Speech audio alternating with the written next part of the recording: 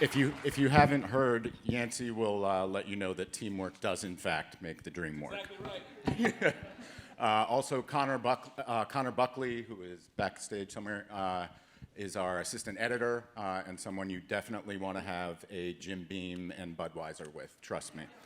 In addition to Rick and Suzanne, who are in the movie, also with us in the room are doctors Amy West, Angela Walden, and Mary Catherine Nagel.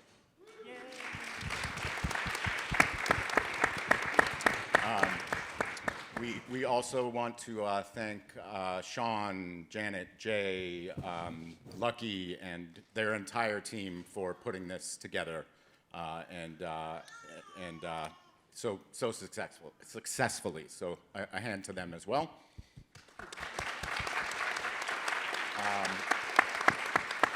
And then finally, Rick and Suzanne, who had everything to do with building this very institution in which we sit right now. Huge round of applause.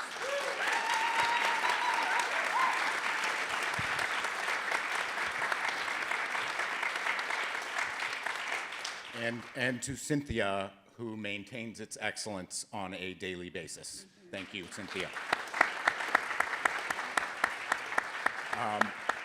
So my function here is pretty simple. I am going to ask a question and then twiddle my thumbs while these three brilliant native minds have a conversation. So I'll start with you, Cynthia, and here's your mic. So you've I think it's on. Give it a tap, maybe. You got it. So you saw this movie most recently, and I'm just kind of wondering what your reactions are to the film and its subject matter. Well, it's deeply impactful. I think that hearing directly from Indigenous people about the harmful and hurtful ways mascots impact them and their tribes and in our lives really hit home for me. So I think in a lot of ways you have a lot of different emotions when you watch this as an Indigenous person. You feel anger, then you have those moments where you feel sad, and then you have those moments when you still see Billy Mills running across the finish line and you're just like so incredibly proud and happy. So it's I think it's successful in that it makes you feel a lot of things. So congratulations. Thank you very much. Suzanne, as we all know, many of us knew already. If we didn't, we do now. You have been fighting this battle, among many others, land and water rights, repatriation, for decades. My question to you, I guess, would be, there has been some movement, especially in the last couple years. Can you detail all of the work and your work over those decades that brought us to this, to where we are now, and what do you see the future being for this issue and this fight? Well, the future in this issue would be no more of these slurs, either when you open your cupboards or your refrigerators or go to a sports event or a Boy Scout meeting, that they would be done with. That would be the end. So that's the future. Where we are now is we've already accomplished most of the work. Over 2,000 of these offensive images and names and behaviors and practices have been eliminated from American sports since 1970. So that's the great news, is over half of the work has been done. That means there's still about half to go. It'll be easier because that first half has happened and the sea change in the country has already taken place. But it happens school by school, Native person by Native person, and as you see in the film, sometimes non-Native person by non-Native person. They're saying, this doesn't work for us. We don't want to be racist. And it comes down to that. It's as simple as that. You're either a racist or you're not. You either engage in racist activities. You can't be a totally good person 100% and engage in racist activities. I mean, that's all there is to it. How this has affected everything else is monumental, and it's very subtle. This is the prism, the mascotting of us in America is the prism through which policy is made about us. It's the prism through which most people see us as human beings or don't see us as human beings, don't see us on the landscapes, but do see us as cartoons or diminished characters or something that's not quite human and that's still kind of savage. And you have this tomahawk chop. Of course, the Kansas City calls it the arrowhead chop. It means the same thing. It means the same two things. That stands for what supposedly we did to the non-native people, the savagery that we supposedly still hold, and it means what is intended to be done to us. And it's seen as a threat by our people. That's a threat when you're telling people, this is going to happen to you. We're going to do this to you. We're going to chop, chop, chop you. And it's not said about non-native people. It's said about native people. So all of this stuff has been, has formed the backdrop of terrible policies that we've seen. And the more you eliminate these, the better the policies get.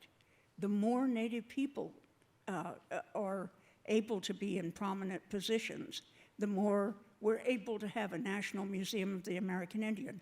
When we envisioned this in a coalition of Cheyenne and Arapaho and Lakota people in 1967 at Bear Butte, we envisioned this. We envisioned the National Museum of the American Indian. We called it a cultural center. We envisioned it being right in front of Congress so that people in Congress would have to look us in the face when they made policy about us. So we saw this in 1967. We saw the return of our ancestors in 1967. None of us who were there at that meeting, at that 4-day meeting after ceremonies at Bear Butte, lived in Washington, knew how to make a law, knew how to make a museum, but we did that. Within 22 years only, from that time, we had done the lobbying, we had done the strategizing, we had done the drafting, we had done the crafting, we had done the enticing and the wheedling and the cajoling and the crying around and complaining that it took to get the National Museum of the American Indian Act in 1989. And then we handed over a 22-year-old baby, really, to Rick West, who built this museum. Saying, how do I do it? Here's how, right here. That took 22 years. So it's about the time that the mascot movement has been really active, from a little earlier, 62 for me, a little earlier for Clyde Warrior, who pulled me into the no mascot movement.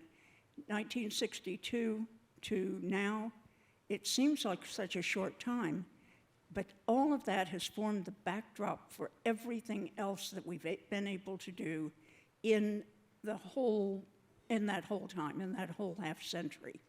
Everything else, it's been a spurt. Every time we eliminate a mascot, every time we eliminate a slur, we make an advance in water rights. We make an advance in land coming back to us.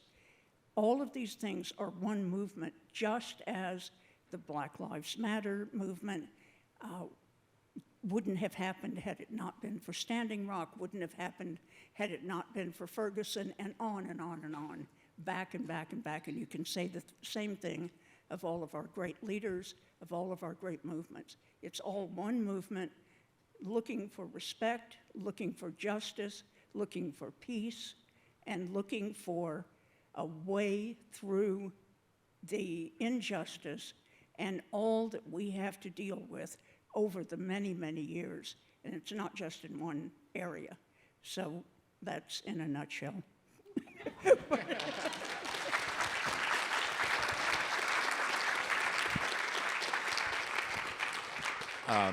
Yes. So, Rick, Dad, I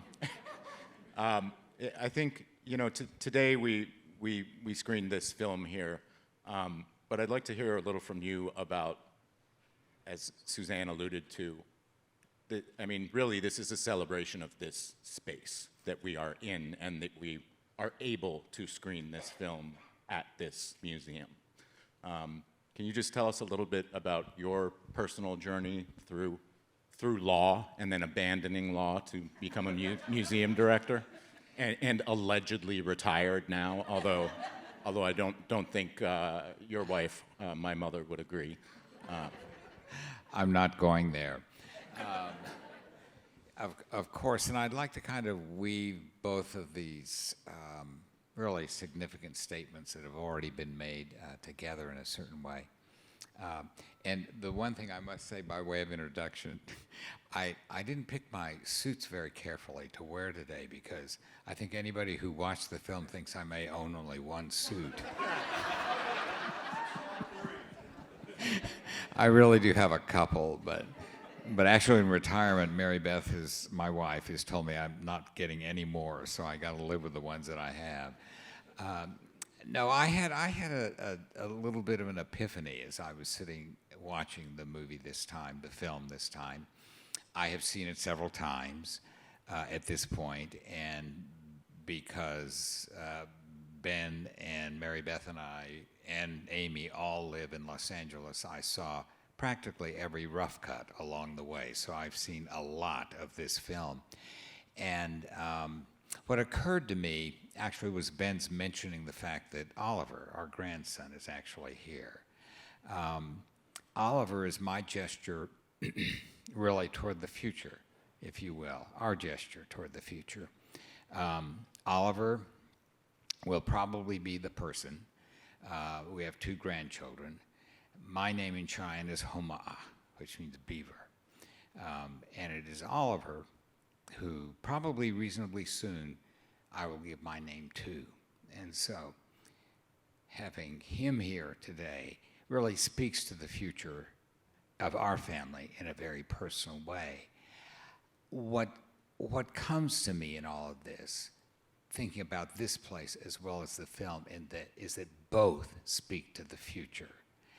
And I must say that as I come to the cusp of actually turning 80 years old, it's easy to sort of slip into becoming retrospective, but I actually find myself becoming more prospective.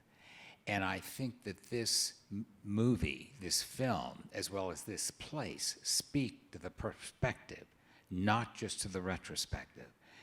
In the film, of course, there's a great deal of history and where all of this problem came from and its rootedness. And I think that's a strength of the film, because I think that there is a temptation sometimes to separate out questions of mascots and team names as just one little symptom, if you will, of this great morass of racism that sits behind it. And yet, it is probably one of the most public symbols of it and needs to be addressed for that reason alone, as I think Suzanne has just stated and as the film also states. But what the film is about and what it leaves me with is hope for the future. It truly does. And I watched this as the film itself evolved, and as I saw different parts of the film develop.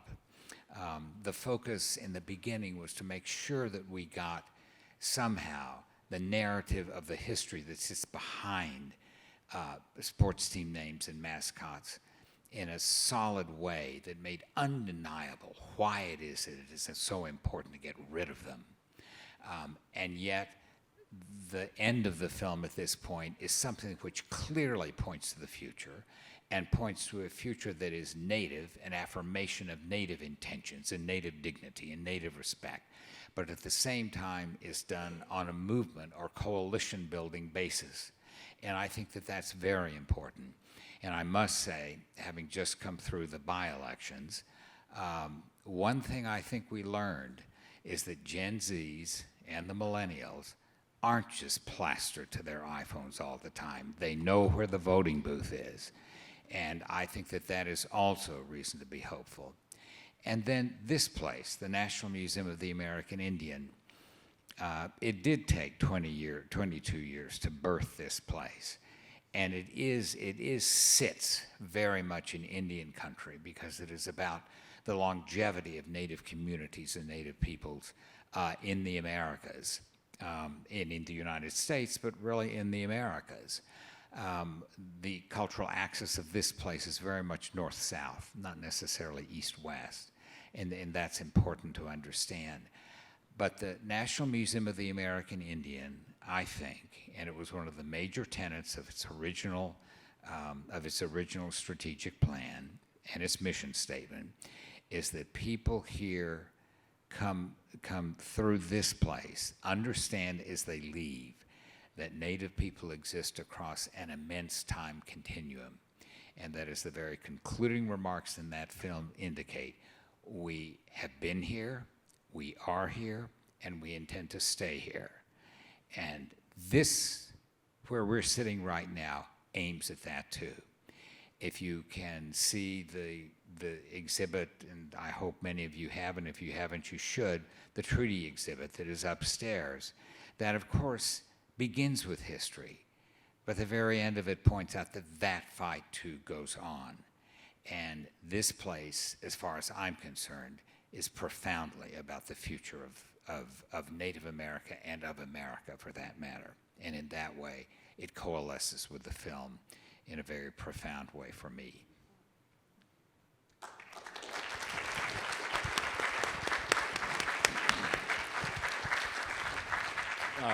So on that note, Cynthia, tell us about all the exciting new things that you have planned for the museum going forward, and what we can look forward to coming back here soon for. Well, I think first I just want to say I'm extremely humbled to be sitting here with Suzanne and Rick. Honestly, I mean, this place was born out of the activism and advocacy of people like Suzanne, and by the commitment of people like Rick. So, and this place is very special to me. You know, I was a curator here in the early 2000s under Rick's leadership, and very much indoctrinated into the practice of collaboration, consultation, and partnership with Indigenous peoples. And really, you know, this place, that experience, grew me into the museum professional that I am today. And I carry that with me. I mean, it's in here, and this place and that experience put that in here, and it's never going away. So in terms of what's new, you know, as Indigenous people, we carry our past into our present, into our future. So as I said, that's in here. And, you know, I took that experience of my early years, and I know that there's other people here at the museum that were here in those early years that are still staff today. And they carry that spirit with them as well. And we just had the most wonderful event last Friday, November 11th, the dedication of the National Native American Veterans Memorial. And that spirit of those early years of the opening of this place on September 21st in 2004, we relived that last Friday.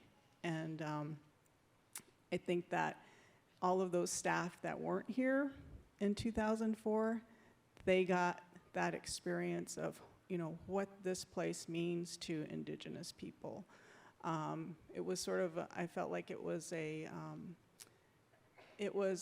almost a reintroduction of the museum to Native people.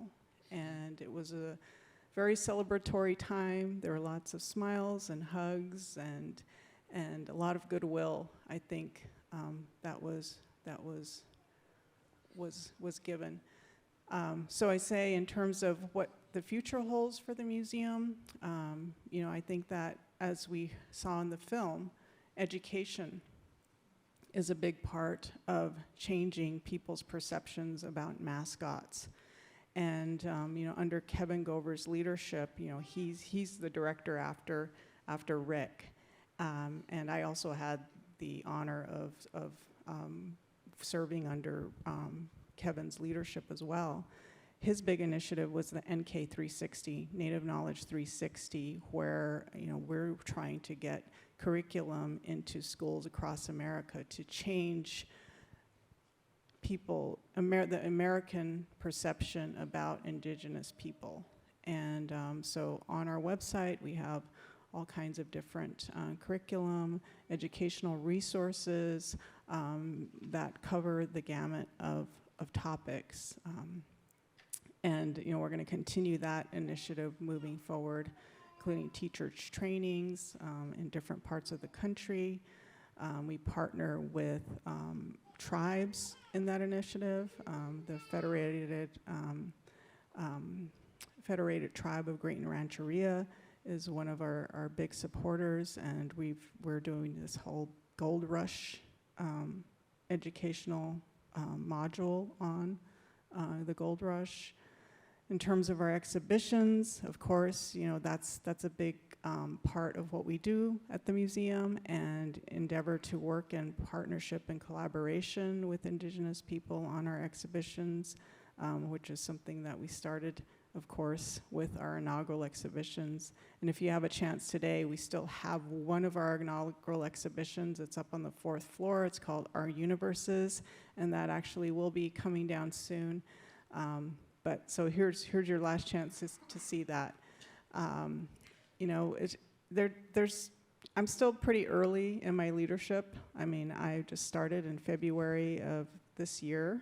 So, you know, I feel like there's still a lot that I need to sort of experience and understand and learn about where we were, where we have been, and then, you know, paving the way for the future. And of course, it's not just me alone. I have incredible staff here at the museum, and they really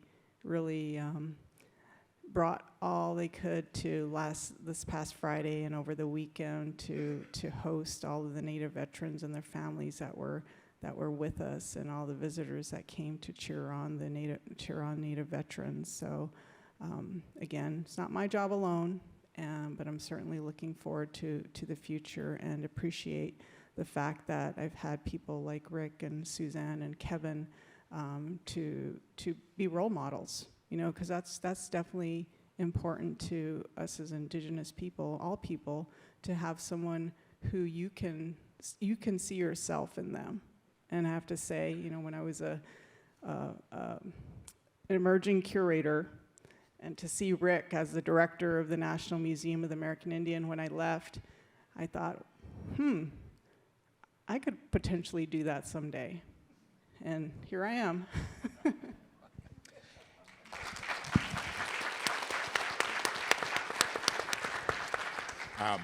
I was here for both processions, 18 years apart, the opening one and the Veterans Memorial dedication, and both were days of immense pride just to be present for. So we're going to go hang out in front of the theater. I'm sure some people want some photos, I'm guessing.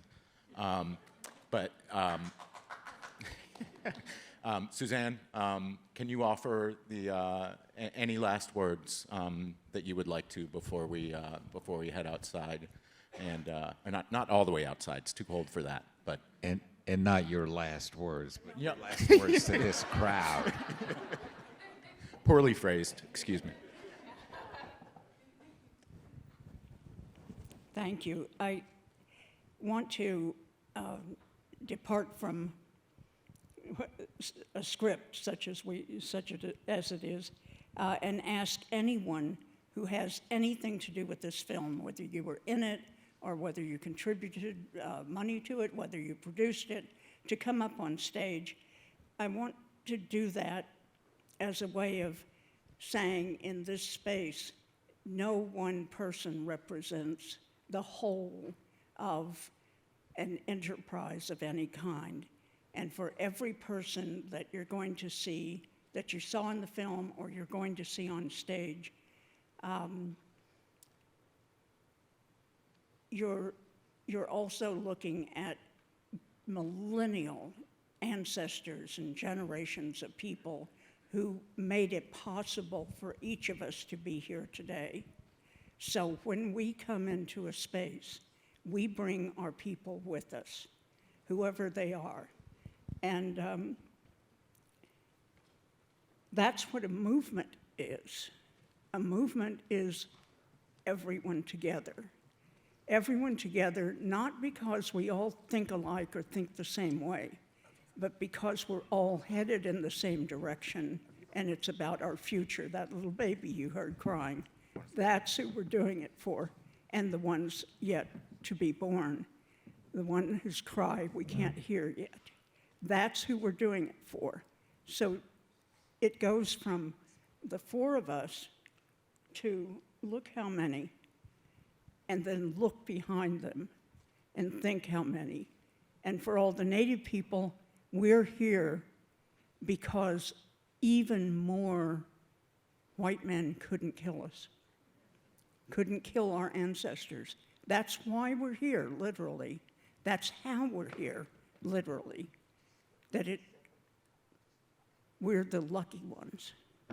And much is called upon us to do because we're the ones who are here. We have to do it in honor of our ancestors, in providence for the coming generations, and in respect to our own people, our own time. And on that note, I want to say, with all due respect to my Cheyenne brother, Rick West, and our Pawnee brother, Kevin Gover, both of whom were my candidates for director, among many others, many other people who lifted them up, how much it means to have a woman, a Native woman in this position would have been unheard of when we made this museum and when we opened it, unheard of. And now it's commonplace. Thank you, Cynthia. Thank you.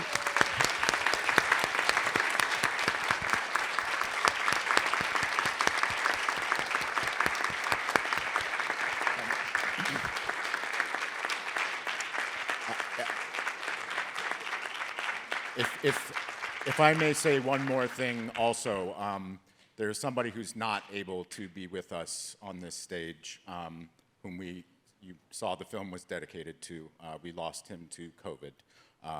But the late, great Marshall McKay had so much to do with this film and getting this film made. So I'd like to honor him as well.